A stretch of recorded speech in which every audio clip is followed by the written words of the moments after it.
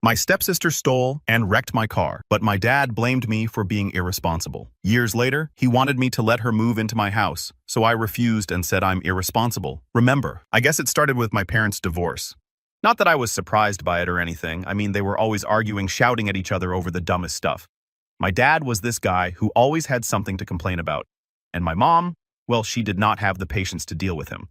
So the split was inevitable, I think. At first, I thought maybe things would calm down after the divorce, like no more fights, just peace and quiet.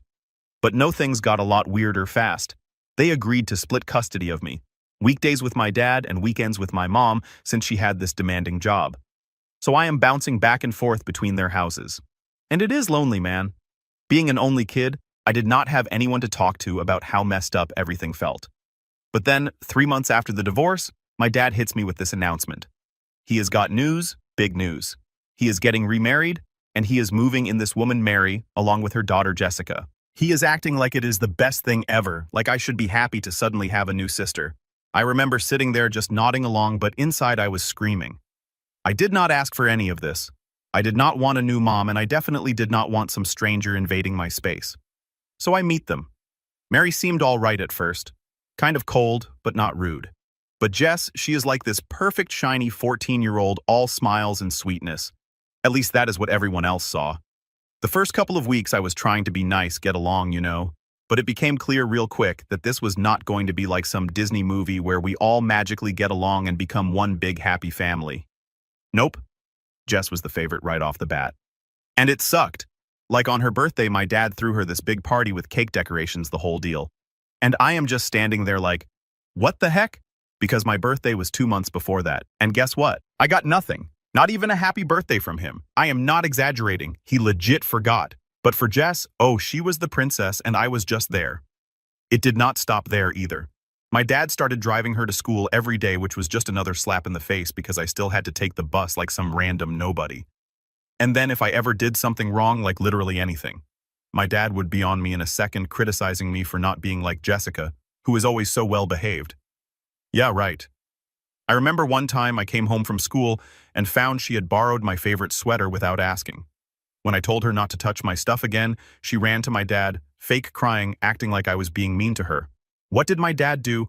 Took her side, of course, saying I needed to learn to share.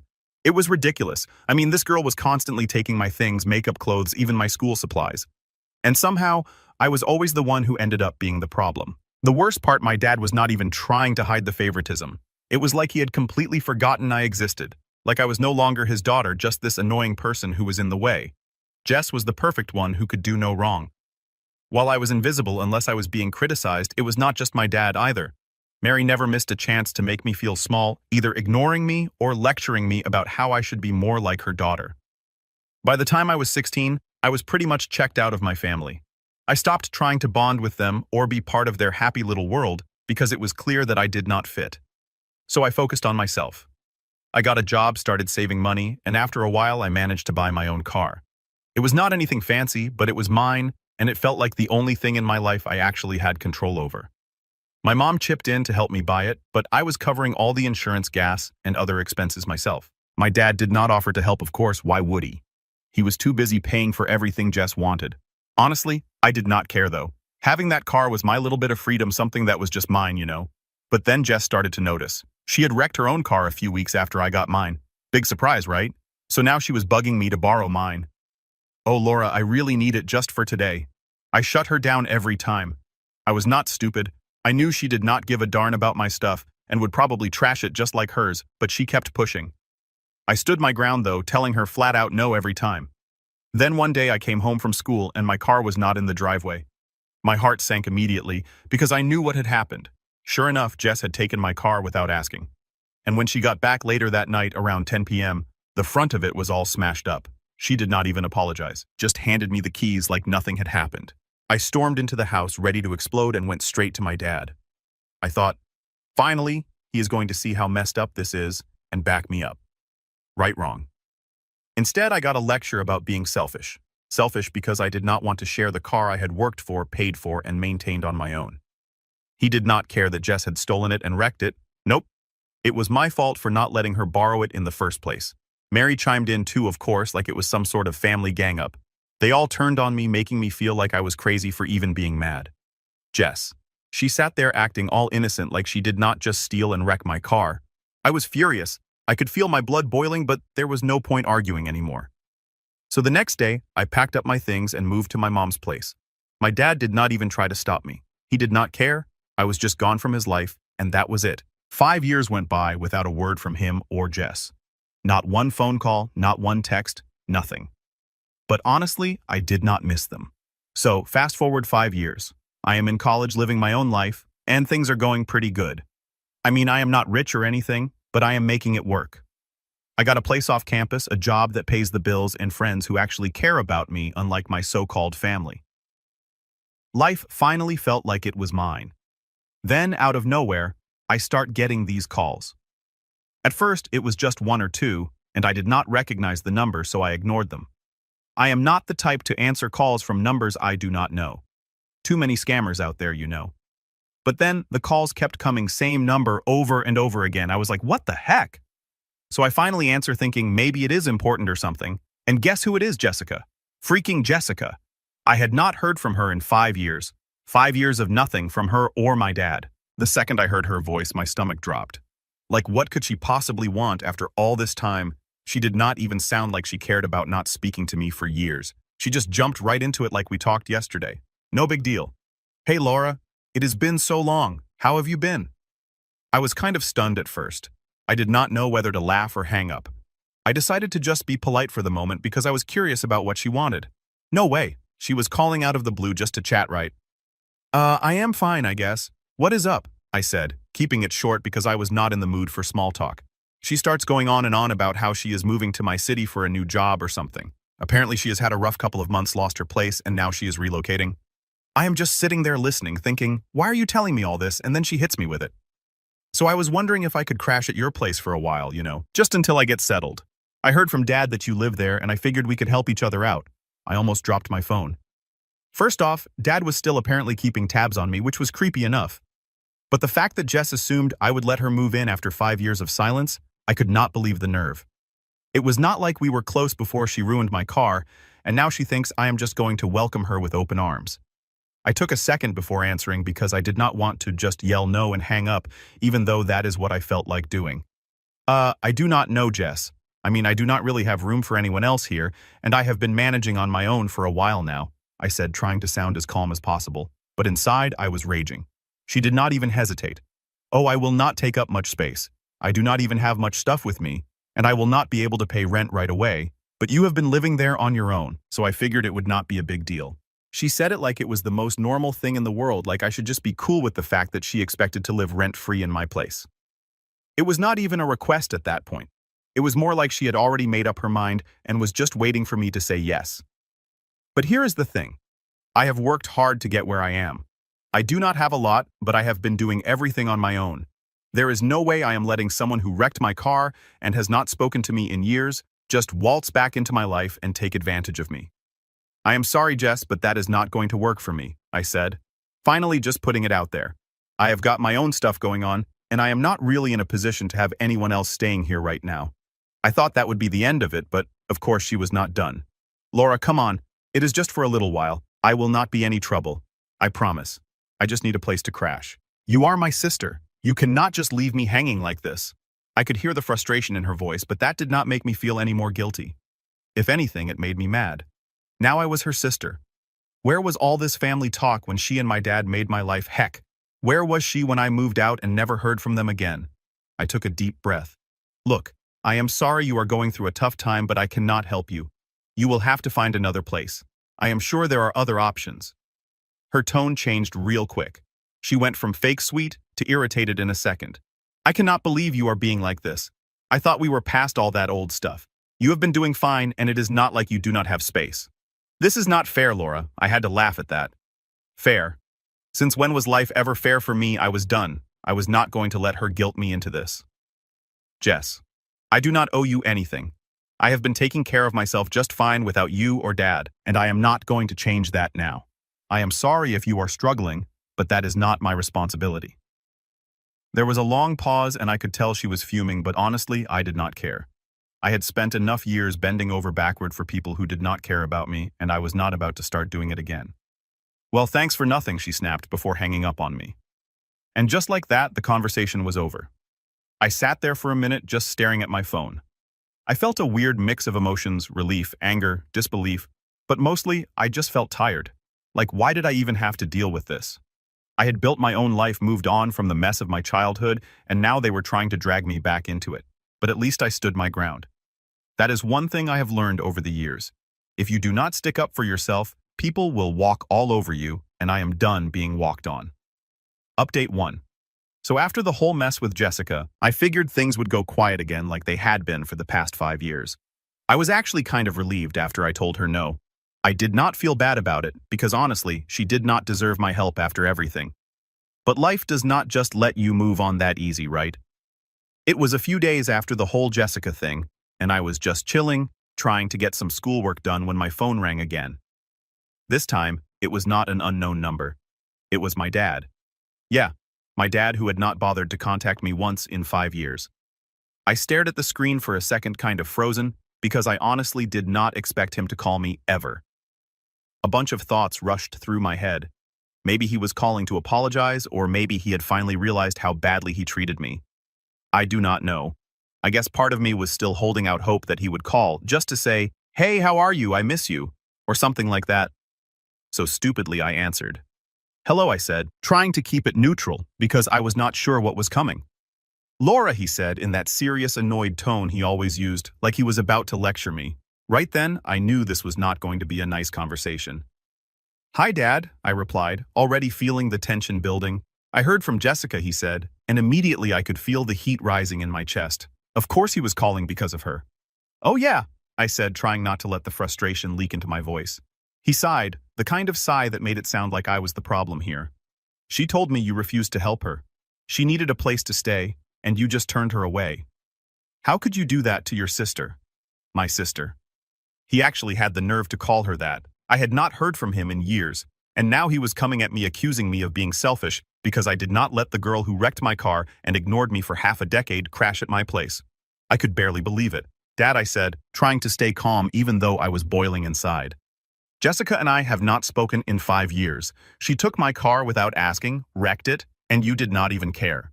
You did not even check on me after I moved out. Now she suddenly needs a place to stay and I am just supposed to forget everything and let her move in. You are still holding on to that."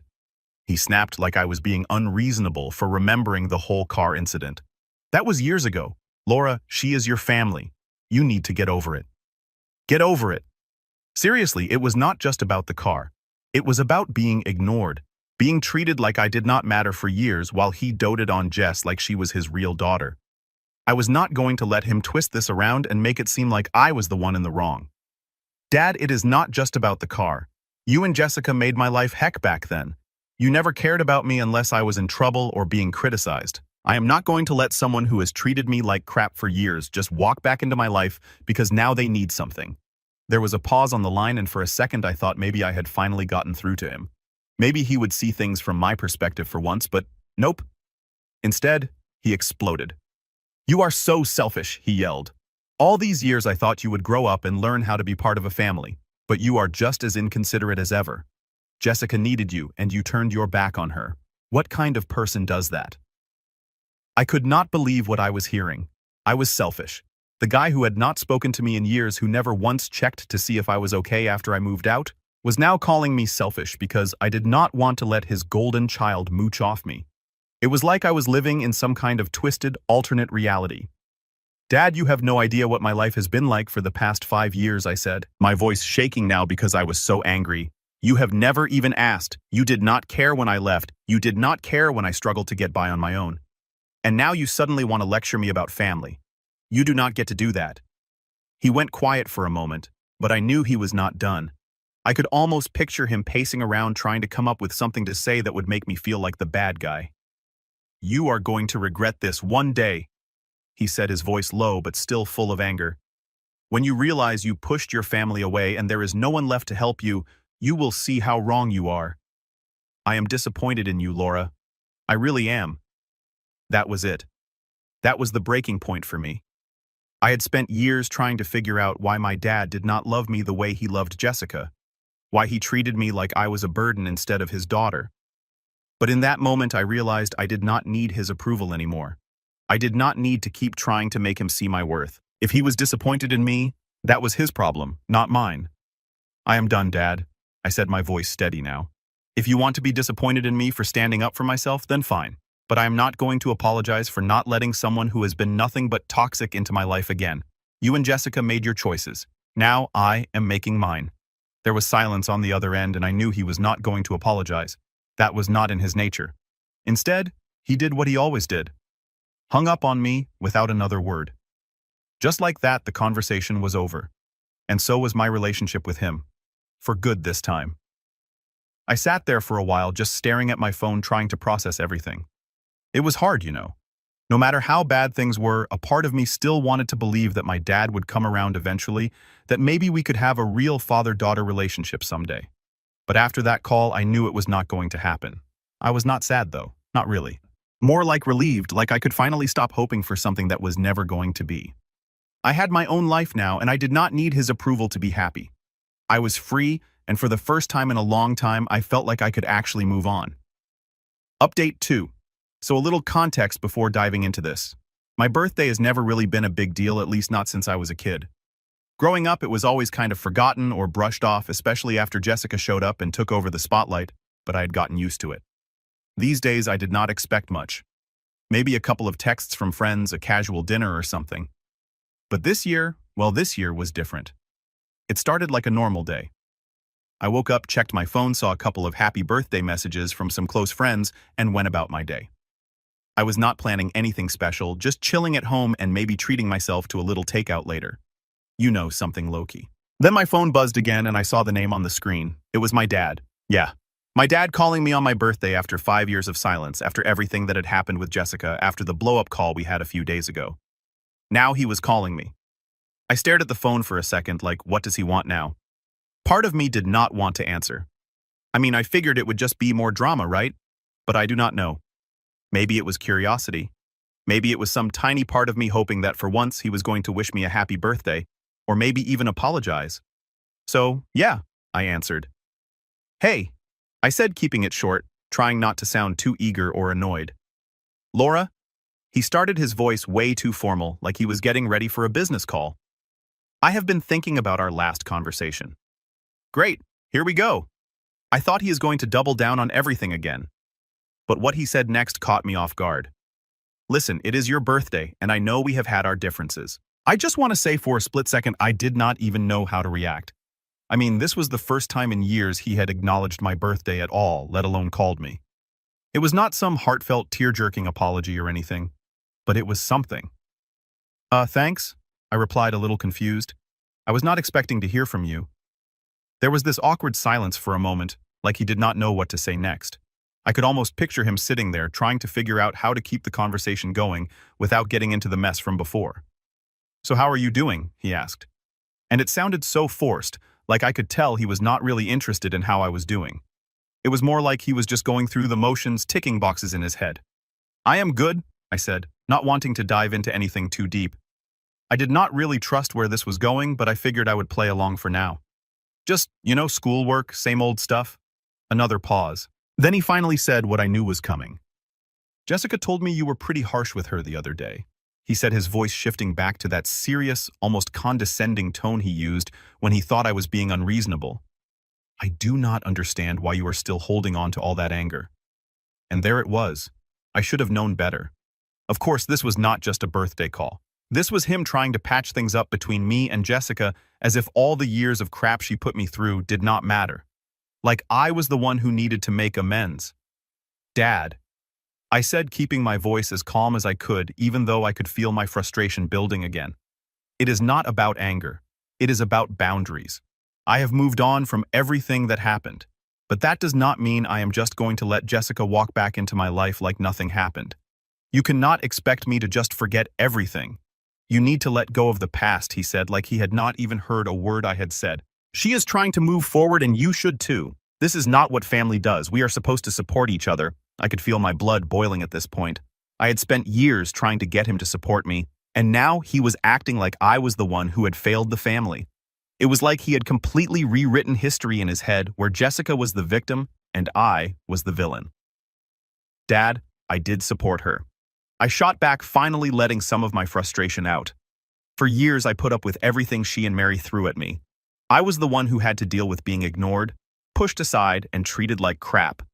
And now, when I finally stand up for myself, I am the bad guy. How is that fair? There was this long pause, and I thought maybe I had gotten through to him. Maybe he would finally see things from my side. But nope, he just sighed like he was tired of having to deal with me. "You are making this so much harder than it needs to be, Laura," he said. And I could hear the frustration in his voice now. "Jessica is your sister. You need to act like it." And that is when I realized he was never going to get it. No matter what I said, no matter how many times I explained it, he was always going to take Jessica's side. She was the daughter he chose, and I was the one he put up with. "I am acting like it," I said, my voice steady but cold. "I am just acting like the sister she deserves. You cannot force me to forgive her just because it is easier for you. I have moved on, and you need to do the same." There was another silence, and this time it was heavy, like he did not know what to say next. Or maybe he just realized he was not going to win this one. "Fine," he finally said, his voice clipped. "But do not come crying to me when you realize you burned every bridge you have left." And with that, he hung up. I sat there for a minute staring at my phone, trying to process what had just happened. I was not even mad at that point. Just done. Done with trying to get my dad to see me. Done with hoping for something that was never going to happen. It was not the birthday I expected. But maybe it was the one I needed, because now I knew for sure my dad was never going to change, and I did not need him to. I was fine on my own. Update 3. So after that birthday call from my dad, I really thought I was done with them. I mean, it was pretty clear he was not interested in actually hearing me or understanding anything from my side. I had drawn my line in the sand, and I was ready to move on for good. Or at least, that is what I thought. But life always seems to throw one more thing at you when you least expect it, right? And this time, it came in the form of another call, but not from my dad. This time, it was from my mom. Now my relationship with my mom has always been kind of distant. She was not really involved in the whole mess with my dad and Jessica because, well, she had her own stuff going on. Her job kept her super busy. And honestly, she never seemed to want to get involved. She was more of a you handle your own problems type of person. So when she called, I was not sure what to expect. We had not really talked about any of the drama that had been happening recently. And I figured maybe she was just calling to check in or ask about school. "Hey, Mom," I answered, trying to sound casual even though I was a little on edge after everything that had been happening. "Hi, Laura," she replied, her voice sounding more serious than usual. "I wanted to talk to you about something. It is about your dad and Jessica." Here we go again, I thought. "Yeah," I said, already bracing myself for whatever was coming next. "I know things have been rough between you and them," she started. "But your dad called me yesterday.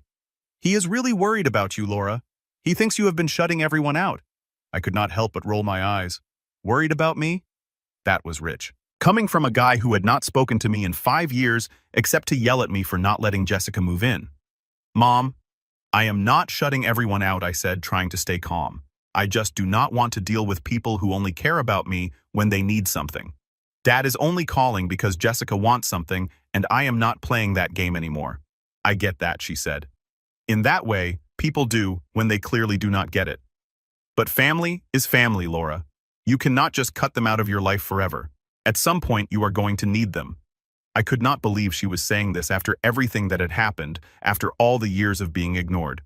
Suddenly, I am supposed to need them. "Mom, I do not need them," I said, a little sharper than I meant to. "I have been fine on my own. I am in school. I am working. I have built my own life.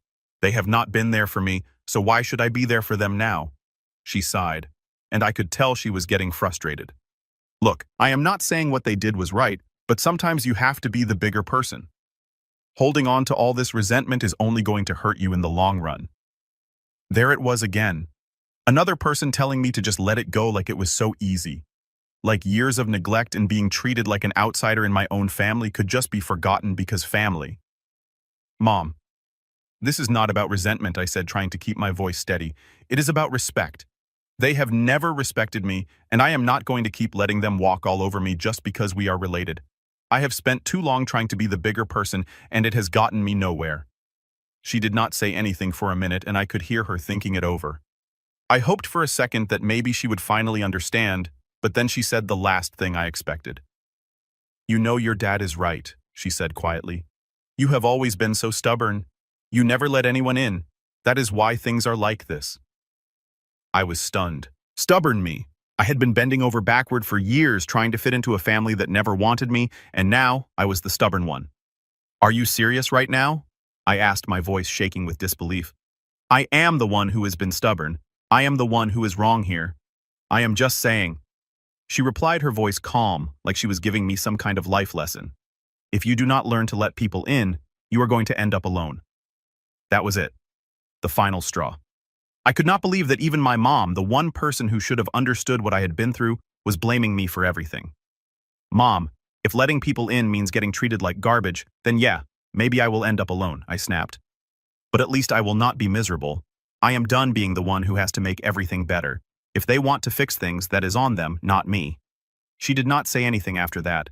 I think she realized she had pushed too far.